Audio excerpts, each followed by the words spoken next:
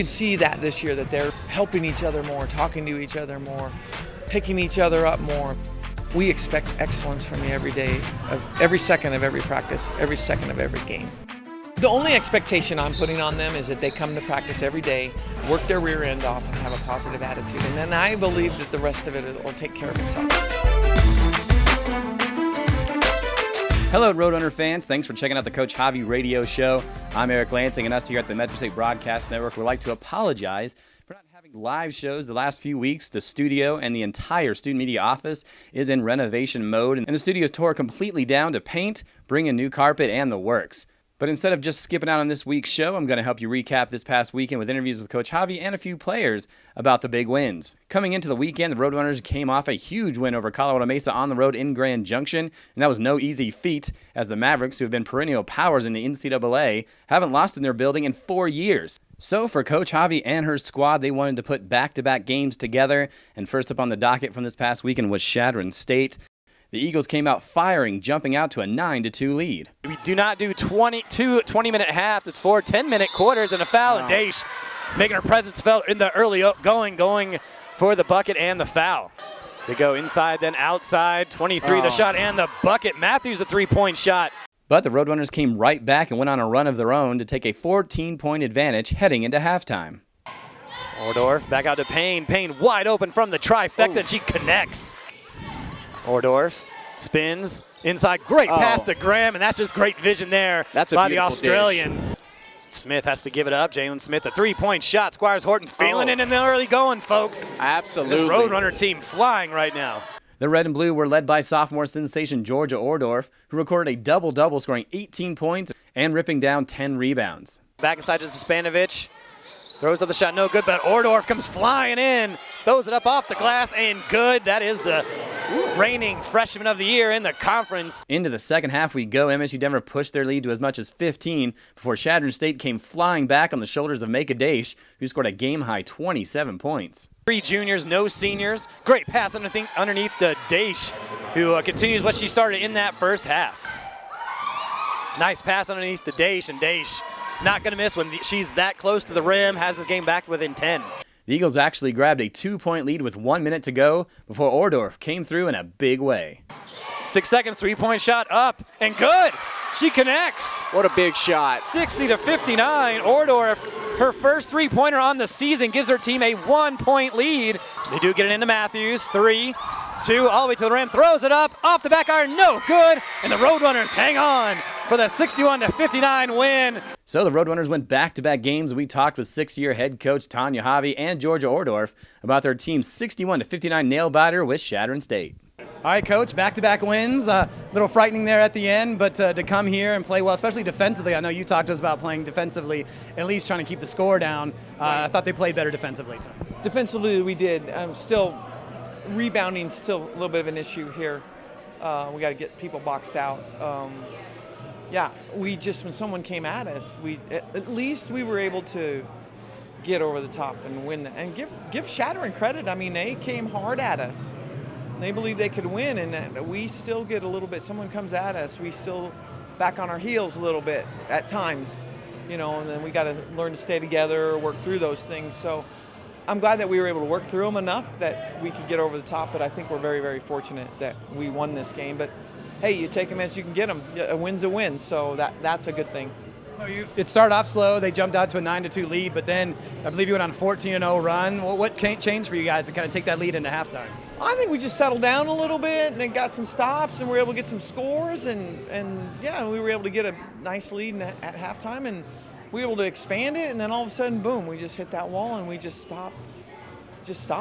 So we have to finish games. We did finish this game though, but we have to finish games stronger than that, especially I feel like on our home floor.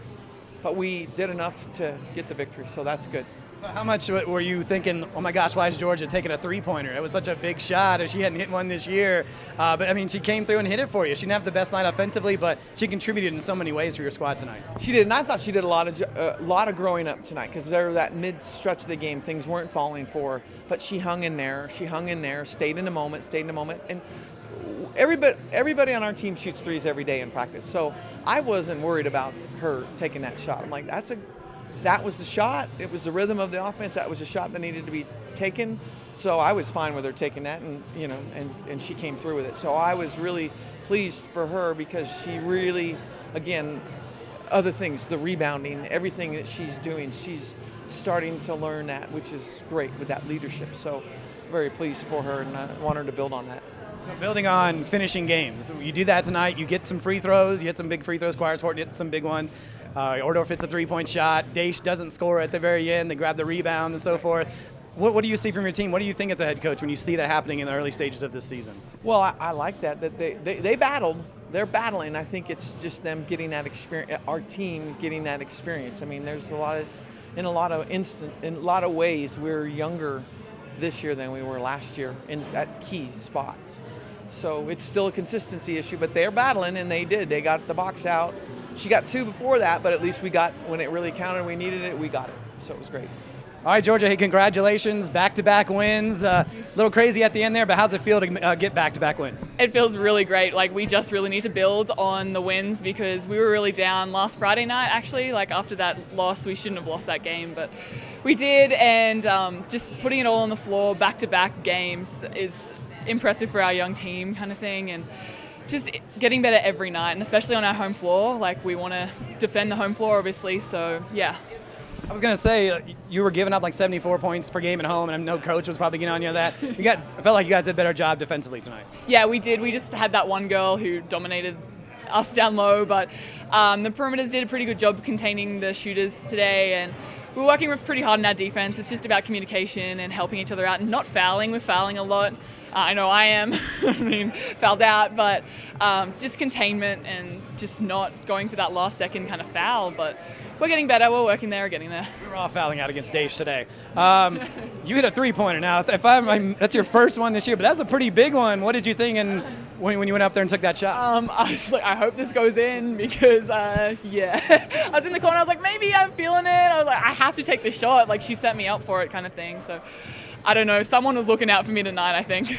You started off offensively struggling a little bit, but you were out there rebounding, you were out fighting your teammates. So even when offensively it's not going well, you're out there contributing to this team. It just seems like you always have your motor going. Yeah, I've been struggling at the moment a little bit. So I've just been trying to get back to like the hard plays, like getting offensive rebounds, defensive boards, and trying to get stops and letting the offense come to me more rather than just like forcing the play. And I think it's slowly I'm getting there. So this game was a good building for me today.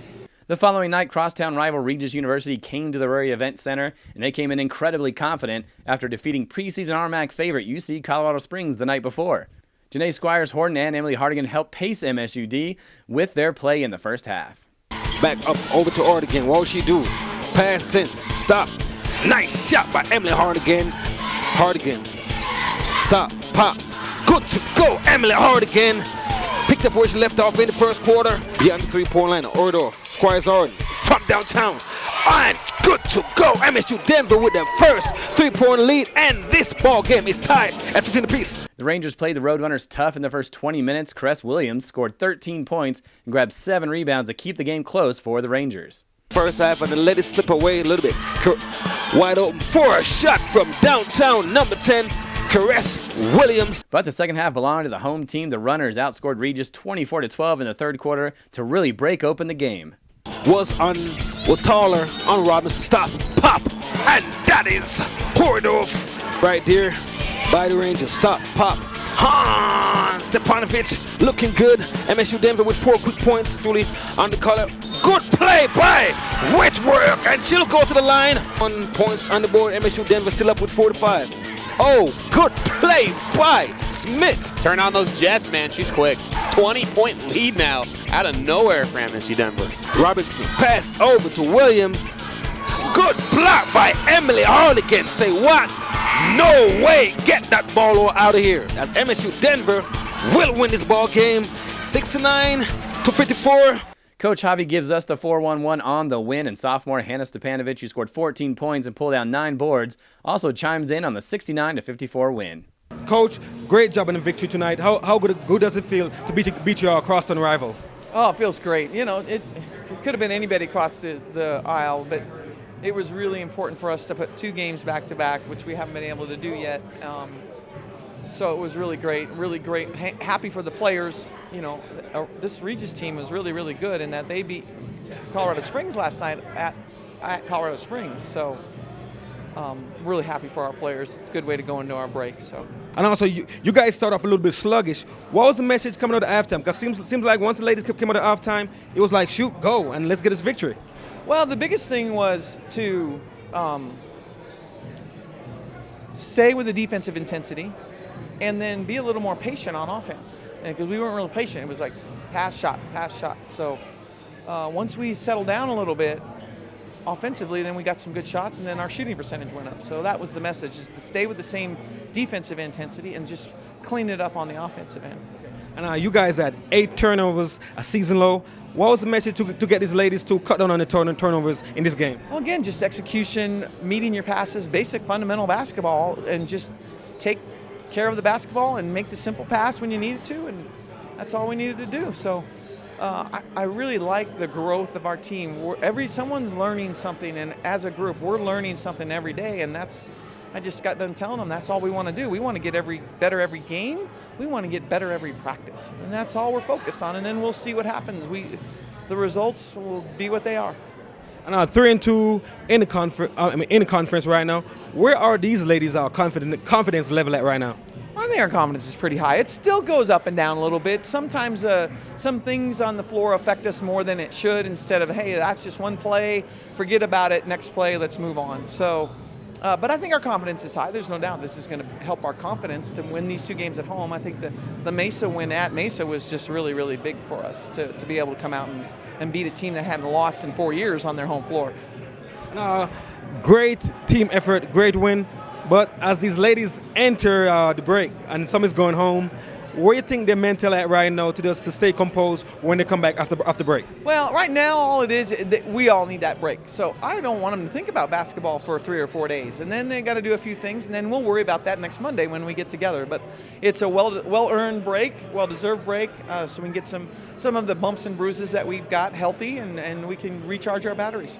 How does it feel to get this victory? It feels great, especially everyone's going home, just ending on a win after these past 3-4 months. It feels really, really great. And a little sluggish start at first, but you guys still held together. Where's the confidence level at right now to produce such a great victory? I mean, I think our confidence is pretty high. I mean, coming off a win, Regis is our crosstown rivals. It was a really strong team win. Every single person contributed, whether it be the bench, the starters. It just really makes us feel good about ourselves just to get that win. And you guys only had 8 turnovers. How did you guys do it? Oh, yeah. Oh, I didn't know that. That's good. We just kept our composure. That's the main thing when it comes to turnovers. You have to keep your composure. You can't freak out under pressure. That's what we did. Okay. And 3-2 in conference play. Where are your confidence level going forward as you guys head on this Christmas break?